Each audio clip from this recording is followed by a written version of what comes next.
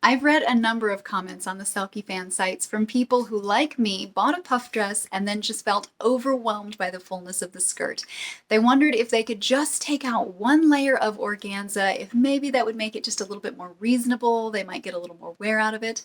But they're afraid to take the plunge. It's an expensive dress, it is a delicate fabric, and once you start cutting, you're kind of all in. Well, I did it, and so today we are going to talk about how to alter your puff dress.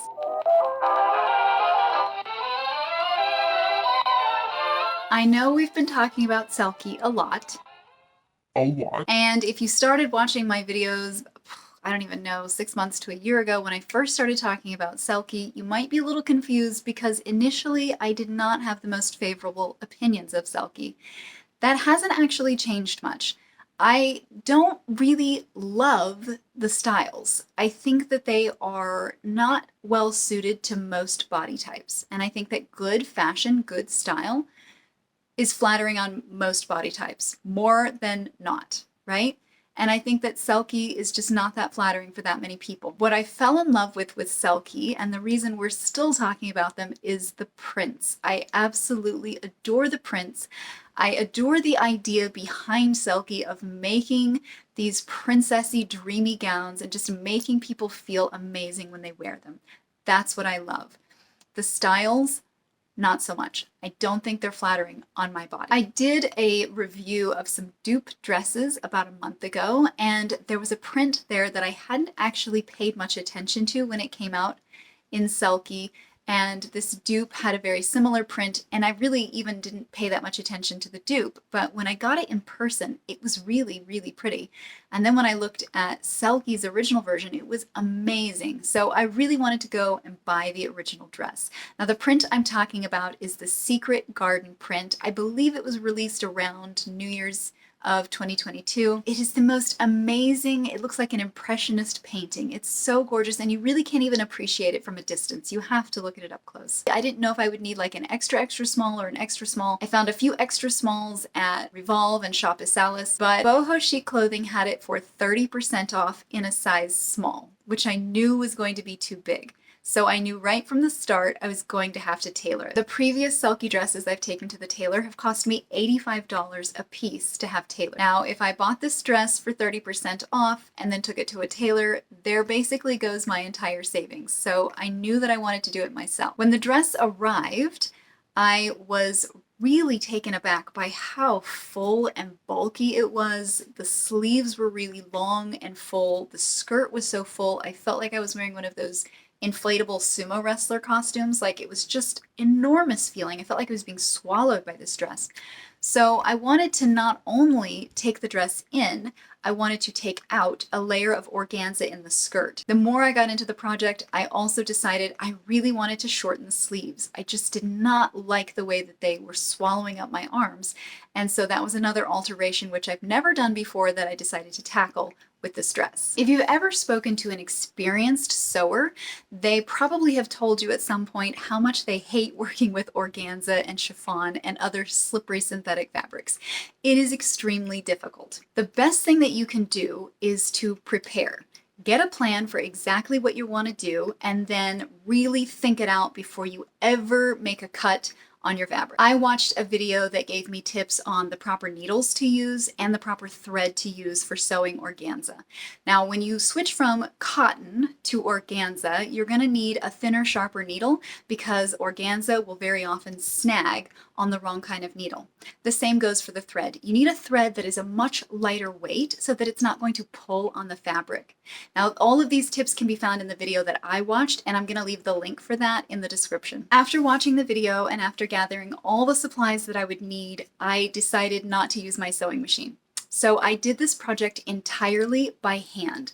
I have a lot of experience sewing by hand, and I just felt more comfortable. I felt like it would give me more control over the way that the fabric was laying and the way that it was going together. So even though I did this entire thing by hand, I did not turn my machine on once. It still only took me about 6 to 8 hours. I started it in the morning, I finished it before I went to bed one night. So it was just a day of work really, and I'm imagining if you used your machine, it would only be a few hours that you could just really get it done quickly. The first thing I did when I was starting this project was to lay the dress out and really examine how it was put together. I got down another Selkie dress of a similar style and looked at the inside of it to see how it had been assembled. What I realized is that the first 2 layers were sewn into the bodice, where the 3rd layer of lining on the organza skirt was just tacked in. This was probably done because trying to sew it all together was just too many layers of fabric. So first I took out those tacks, and then I decided to take out the seam that was holding the skirt to the bodice. This allowed me to cut just above where the skirt had already been gathered, because I really didn't want to lose that and then have to go back and redo it myself. I cut very, very slowly and very carefully, using my index finger as a guard so that I wasn't accidentally poking the fabric or cutting in the wrong place. But even so, mistakes like that happen. Usually they're very small and forgivable, but I do recommend that you go very slowly to avoid this. I managed to make it all the way through the fabric without cutting any of the bodice or cutting into the skirt where I wasn't supposed to.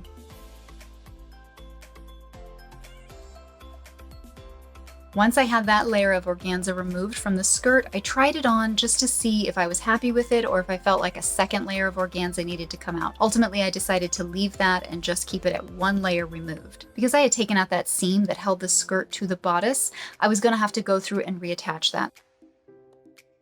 My next step, of course, was going to be taking the dress in at the waist and the bodice. In order to do that, I measured how far I would need to take the dress in, marked it, and then began taking the zipper off the back of the dress. I ended up removing about 2¼ inches from each side of the dress, and I tapered that cut so that I wasn't removing as much near the bottom of the skirt. But ultimately, I did have to take the entire dress apart at the back and then sew it back together. After that, I reattached the zipper to the dress and tried it on to see how it looked. This was really the point at which I decided that I did not want to keep the long sleeves, because even though the skirt was no longer as full and even though the bodice and skirt were more fitted to my waist, I still felt like I was being swallowed up by those sleeves. To do this, I measured the length from the shoulder to the sleeve. I wanted it to fall just below my elbow, and I cut that part off. I then removed the little cuff, the ruffly cuff that was made on the dress, because I wanted to reattach it rather than creating my own. This is something that probably wouldn't be very difficult to do with a machine, but by hand it seemed like it was just not going to get the best results. So I just salvaged the ruffle that was already made for the cuff. I did leave a little extra fabric on that cuff so that I could hem it down. I didn't want any frayed edges, and I also hemmed the sleeve before I attached the cuff to it, because again, this fabric tends to fray very easily. So this is the finished product. As you can see, it's not nearly as full in the skirt. It fits around the chest and the waist now. There's no, extra fabric back here. And I shortened the sleeves to be about elbow length. The end result, guys, I absolutely love this. This is now a dress that I adore because this print is gorgeous and it has the fit that I want. Let me show you with the belt. I don't even know if I would wear a belt with this because I'm just so happy with the way that it looks, but if I did, so you can see that the skirt still has a lot of fullness, but it's not like spilling out everywhere. It's just a full skirt. And I think that, honestly, I think it really doesn't need the belt. I think it's cute, but I think it doesn't need it. I'm so happy with the results on this. I can't even describe to you how great I think this looks and how happy I am with it and how glad I am that I bought the dress and then changed it to my taste. In case you're wondering, I did buy some cotton bloomers to go under my Selkies because these are so short that your bummy's going to show, so it may as well be covered classy and tastefully. In case you are wondering what I'm going to do with all that extra fabric, the way that I took this underlayer out, I left it gathered because I knew that I would want to turn this into a skirt.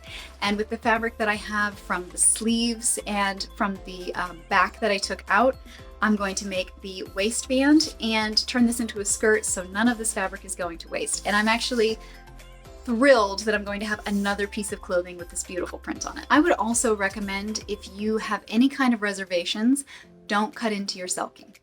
go and get an inexpensive dupe.